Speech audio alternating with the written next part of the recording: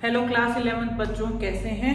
हम कर रहे हैं एक्सरसाइज 8.2, इसका पार्ट 14। इसमें आज हम क्वेश्चन नंबर 25 डिस्कस करेंगे। तो देखते हैं अपना क्वेश्चन। ABCD GP में गिवन है, हमें प्रूव करनी है ये स्टेटमेंट। तो शुरू करते हैं अपने क्वेश्चन को हम यहीं से शुरू करेंगे कि हमें A, B, C और D ये GP में गिवन है। तो according to law of GP कि जीपी के अंदर जब सबसे पहले हम कॉमन रेशियो निकालते हैं जो कि हर बार सेम आता है, और वही कॉन्सेप्ट यहाँ पर अगर हम लगाते हैं तो b अपॉन a मतलब second term divided by first term equal to third term divided by second and equal to fourth term divided by third term. ये सभी हमारी कॉमन रेशियो के बराबर होनी चाहिए। मतलब अगर हम इसे डिवाइड करते हैं तो ये कॉमन रेशियो के बराबर आना चाहिए हमारा। तो अब अगर मैं सिर्फ इतने पोर्शन को लेट कर लूं r के बराबर, तो b बाय a जो है वो r के बराबर आएगा। इसी तरह से c बाय b जो है वो भी r के बराबर, और d बाय c जो है वो भी r के बराबर। अब यहां से अगर मैं कैलकुलेट करती हूँ तो b की वैल्यू ar, c की वैल्यू br एंड d की वैल्यू cr। मुझे सारी वैल्यूज किसी एक ही वेरिएबल की टर्म्स में चाहिए, जो कि जैसे b की value in terms of a आ गई है, मैं c की वैल्यू भी in terms of a convert करूंगी और d की वैल्यू भी in terms of a and r। ठीक है, तो इसको एज इट इज छोड़ेंगे। इसके अंदर हम b की वैल्यू जो कि यहाँ पर है ये सब्स्टिट्यूट करेंगे, ar इंटू r हो जाएगा, मतलब ar स्क्वायर। ये c की वैल्यू आती है, ये b की है। देख रहे हो, b की वैल्यू भी in terms of a and r है, c की वैल्यू भी in terms of a and r है। सेम ऐसे ही हम यहाँ पर c की जगह पहले वैल्यू सब्स्टिट्यूट करेंगे, ये रही ar स्क्वायर और साथ में एक r हो रहा है तो ये ar क्यूब बन जाएगा। तो ये आपकी बन गई d की वैल्यू।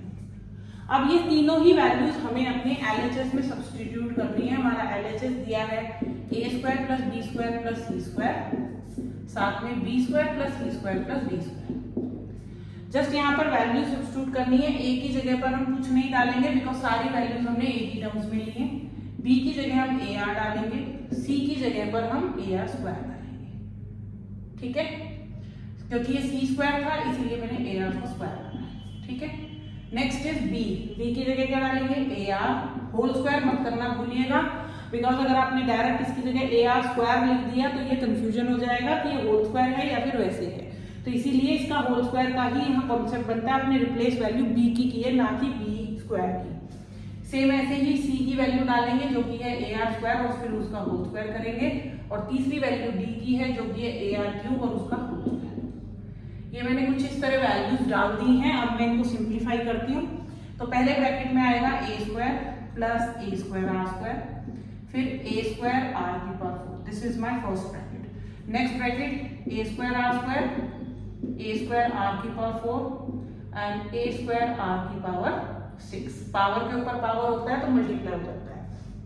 पहले ब्रैकेट में से अगर हम कॉमन लें तो हम a स्क्वायर को कॉमन ले सकते हैं, तो ये बचेगा 1 plus r square plus r की पावर 4। दूसरे ब्रैकेट में से हम a स्क्वायर और r स्क्वायर दोनों कॉमन ले सकते हैं, तो हमारे पास आएगा 1 plus r square plus r की पावर 4। अब ये दोनों ब्रैकेट्स क्योंकि बिल्कुल सेम है तो a square into r square इन दोनों को मल्टीप्लाई करके ब्रैकेट को होल स्क्वायर कर देंगे। ये ब्रैकेट होल स्क्वायर कर गया। ये बना a की power 4 r square 1 plus r square plus r की पावर 4 का होल स्क्वायर। ये LHS को मैंने सिंप्लीफाई कर लिया। अगर रिक्वायरमेंट होगी तो हम और ज्यादा आगे करेंगे, फिलहाल ऐसी कोई रिक्वायरमेंट नहीं है हमें, तो इसीलिए हम इसको ऐसे ही छोड़ देंगे। अब हम RHS की तरफ चलते हैं। आई होप ये नजर आ रहा है आपको। ठीक है, चलिए इधर हम RHS पोर्शन को सॉल्व करते हैं। RHS पोर्शन जो है वो हमारा है AB plus BC plus CD का होल स्क्वायर। A की जगह वैल्यू कुछ नहीं डालनी है, B की जगह AR, B की जगह अगेन AR, C की जगह AR स्क्वायर, C की जगह AR स्क्वायर और D की जगह AR क्यूब, और ये पूरा होल स्क्वायर। ये बना a square r cube and a square r की पावर 5 होल पावर 2। यहाँ पर अब हम a स्क्वायर अंदर ही ब्रैकेट के अंदर ही आप कॉमन ले सकते हैं, जो कि आएगा a स्क्वायर भी कॉमन आ जाएगा एंड r भी कॉमन आ जाएगा। तो ये बचेगा आपके पास 1 plus r square plus r की पावर 4, और ये हो गया होल स्क्वायर। अब ये क्योंकि यहाँ पर ये वाला पोर्शन मैंने बाहर निकाल लिया है तो आप इस पोर्शन का स्क्वायर करके बाहर ले सकते हैं, जो कि आएगा a⁴ r² और इसको एज इट इज रहने दीजिए। तो LHS और RHS दोनों आपके बराबर आ गए। सो ये स्टेटमेंट हमारी हो गई प्रूव। ठीक है, तो देखिए आप ये इस तरीके से क्वेश्चन आपका सॉल्व हो गया है।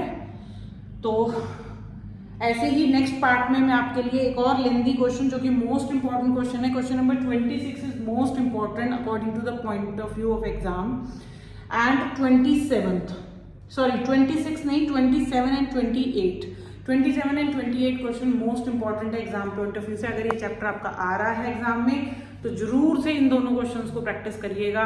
Till then bye, take care, keep practicing and see the next video for the next question.